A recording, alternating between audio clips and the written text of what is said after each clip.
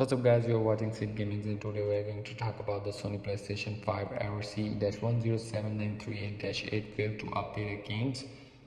So here we go.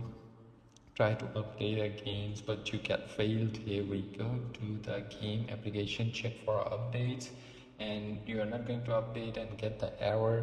And here we go to the update file, simply it's not going to update, failed.